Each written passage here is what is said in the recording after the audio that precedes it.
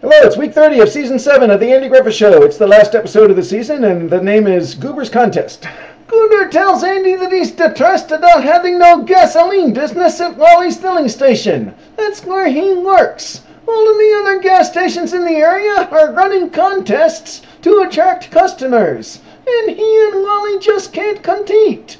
And then Floyd dries up, and he says he wants air in his tires and his battery checked too. But he says he just filled up with gas at one of the stations that was having a contest. And Goober says, if you're not gonna buy any gas here, then no. So Floyd drives away mad. And Goober says, if this keeps up, Wally's gonna have to shut the place down. And then he says, wait a minute, I'm gonna ask Wally if we can have our own contest. So Wally says he'll put up $200 in prize money for a contest and tells Goober to set it up. So they're going to call it Grab Bag for Cash. And Opie helps Goober write down $200 and make all the division about, what kind of prizes they're going to have, how big they're going to be. And then Goober goes to the printers and he orders everything he needs for the contest. Envelopes with prize notifications and other envelopes with just cards that say better luck next time. The prize notifications are supposed to include the amount that the customer won. But the printer looks at the list of figures that Goober gives him, and he prints $200 on one of the prize cards. But that was just a total that Goober was dividing up for all the prizes. He didn't want for that number to be a prize.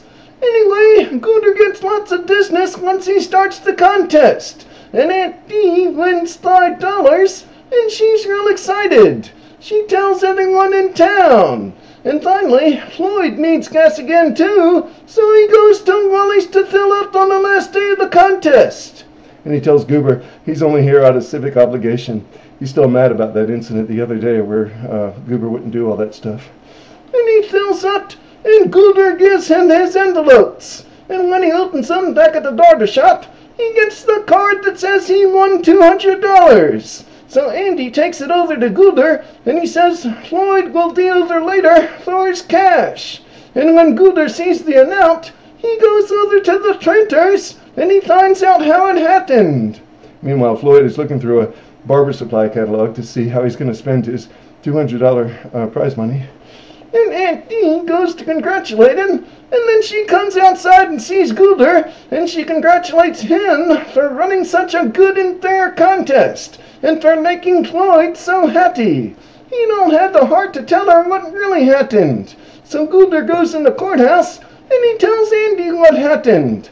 And Andy says, Goober, you're just going to have to go over and tell Floyd the truth.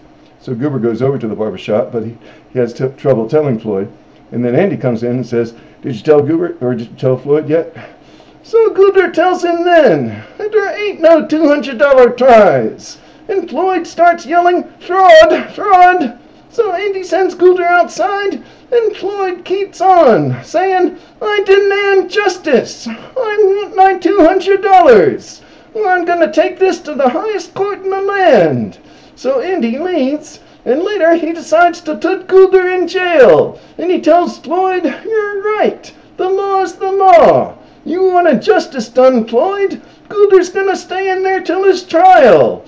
And Floyd starts feeling guilty, and he offers to toast Goober's bail. And then Aunt Bee comes in, and she demands that Goober be let out. And once Goober is out, Floyd says, that $200 prize was just an honest mistake. I don't really need the money, so Andy's plan worked. And later Opie tells his dad, you know all about Floyd, or you knew that Floyd would react that way when you put Goober in jail all the time, didn't you? And Andy says yes. And Opie says, you're almost as smart as King Solomon was at handling conflict, like when he said he'd cut the baby in half, because he knew the real mother would say, no, don't do that. And he says, Pa, we were just born in the wrong century. You could have been a king, and I could have been a prince. And Andy says, well, what are you going to do? We'll see you next week for the first episode of Season 8.